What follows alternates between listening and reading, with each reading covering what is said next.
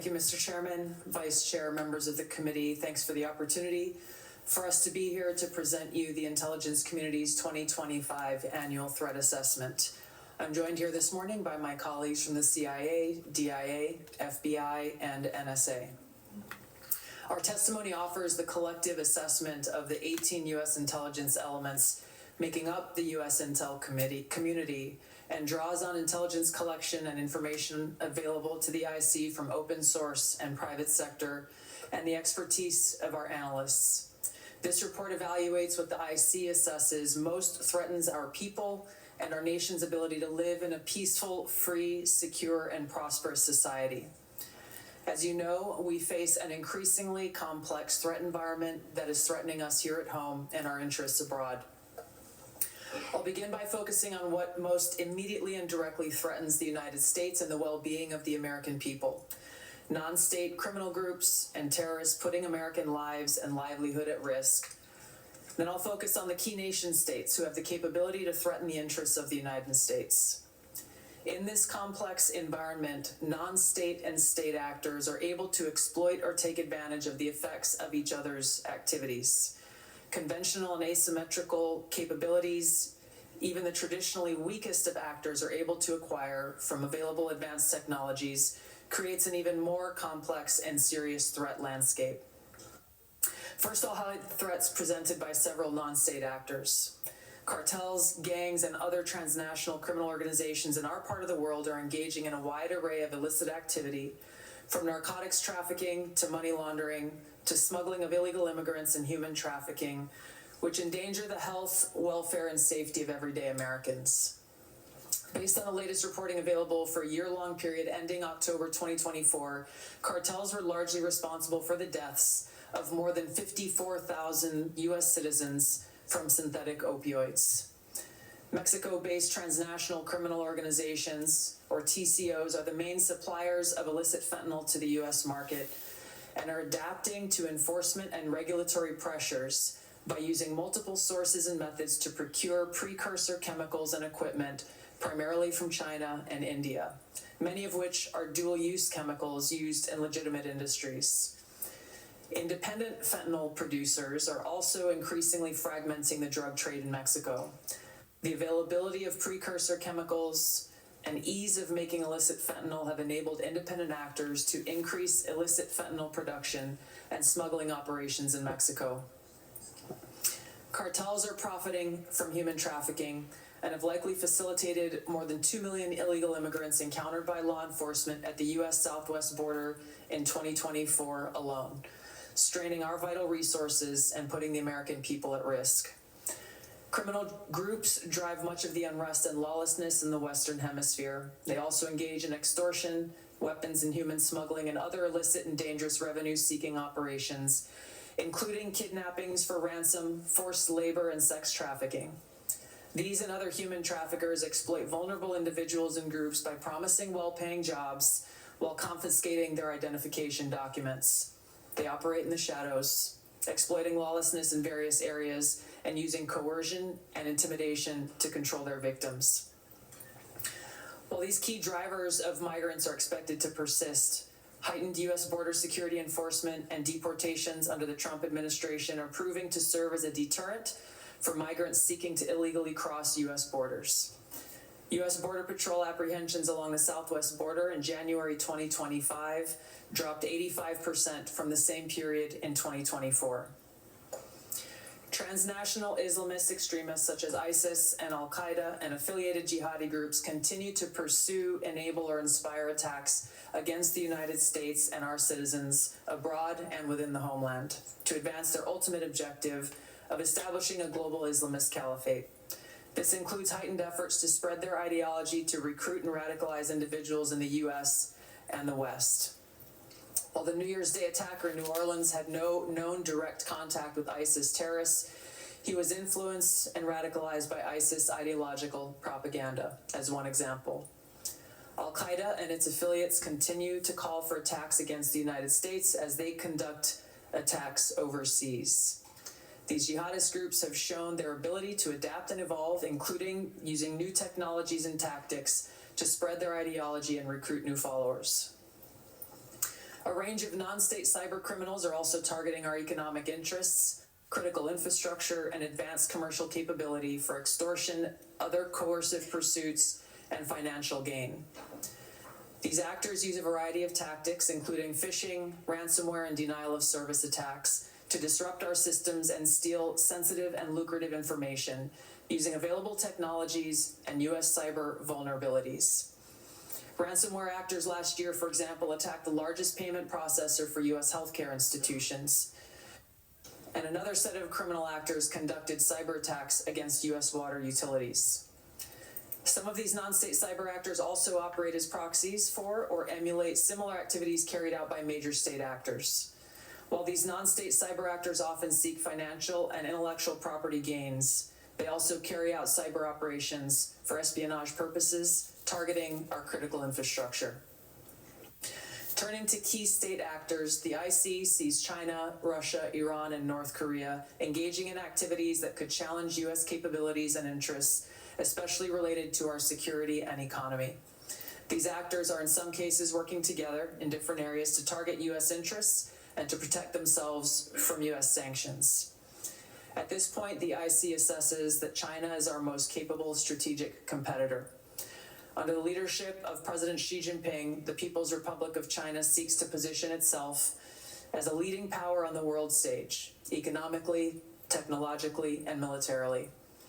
Beijing is driven in part by a belief that Washington is pursuing a broad effort to contain China's rise and undermine CCP rule. China's most serious domestic challenge is probably China's slowing economy and potential instability if socioeconomic grievances lead to large-scale unrest. Growing economic tensions with the United States and other countries could also weigh on China's plans for economic growth and domestic job creation. China's military is fielding advanced capabilities, including hypersonic weapons, stealth aircraft, advanced submarines, stronger space and cyber warfare assets, and a larger arsenal of nuclear weapons. While it would like to develop and maintain positive ties with the United States and the Trump administration to advance its interests and avoid conflict, China is building its military capability in part to gain advantage in the event of a military conflict with the United States around the issue of China's efforts toward unification with the Republic of China, or Taiwan. China's military is also expanding its presence in the Asia-Pacific region with a focus on disputed territorial claims in both the East China and South China Seas. Beijing is advancing its cyber capabilities for sophisticated operations aimed at stealing sensitive U.S. government and private sector information and pre-positioning additional asymmetric attack options that may be deployed in a conflict. China's cyber activities have been linked to multiple high-profile breaches, including last year's massive compromise of U.S. telecom infrastructure, commonly referred to as Salt Typhoon.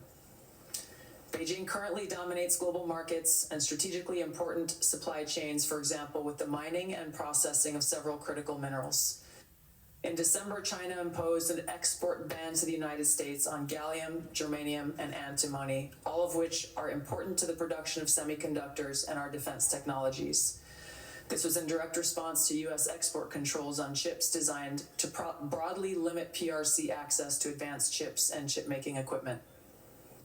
China also aims to compete in other critical global industries, including AI, legacy semiconductor chip production, biomanufacturing and genetic sequencing, and medical and pharmaceutical supply production. Leveraging often heavily state-subsidized production at greater scale, lower costs, and weaker regulatory standards than required in the West, Beijing's strategy has given it a leading position in many parts of these sectors and supply chains that support them. In 2023, for example, China had 5 first-in-class domestic drug approvals and 3 FDA approvals. Turning to Russia. Russia's nuclear and conventional military capabilities, along with its demonstrated economic and military resilience, make it a formidable competitor. Moscow has more nuclear weapons than any other nation that could inflict catastrophic damage on the United States and the world in the event of a major war that Russian leaders feared put them and their regime at serious risk. In late 2024, Russia announced updates to its public nuclear doctrine, expanding the conditions under which Russia would consider using nuclear weapons. Russia is building a more modern and survivable nuclear force designed to circumvent U.S. missile defense through reliable retaliatory strike potential.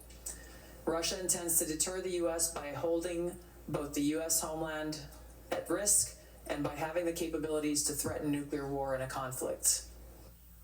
Russia's developed advanced cyber capabilities and has attempted to pre-position access to U.S. critical infrastructure for asymmetric options and make it a persistent cyber threat. Russia's cyber activities have been linked to multiple high-profile breaches, including the 2023 hack of Microsoft. Russia is also fielding new capabilities and anti-satellite weapons meant to degrade U.S. and allied space infrastructure. Among Russia's most concerning developments is a new satellite intended to carry a nuclear weapon as an anti-satellite weapon, violating long-standing international law against such activity and putting the U.S. and global economy at risk. Iran continues to seek expansion of its influence in the Middle East, despite the degradation to its proxies and defenses during the Gaza conflict. Iran has developed and maintains ballistic missiles, cruise missiles, and UAVs, including systems capable of striking U.S. targets and allies in the region. Tehran has shown a willingness to use these weapons, including during a 2020 attack on U.S. forces in Iraq and in attacks against Israel in April and October 2024. Iran's cyber operations and capabilities also present a serious threat to U.S. networks and data.